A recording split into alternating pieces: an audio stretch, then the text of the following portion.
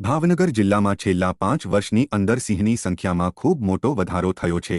2020માં જ્યારે સિંહની ગણતરી કરવામાં આવી હતી ત્યારે તેની સંખ્યા 73 હતી અને હવે 2025માં વધીને 116 પર પહોંચી ગઈ છે। ભાવનગર જિલ્લાના પાલીતાણા, જેસર, તળાજા, ગારિયાધાર તેમજ શેત્રુંજી આસપાસનો બૃહદગીર ગણાતા જંગલોમાં સાવજોનો વસવાટ ખૂબ વધ્યો છે।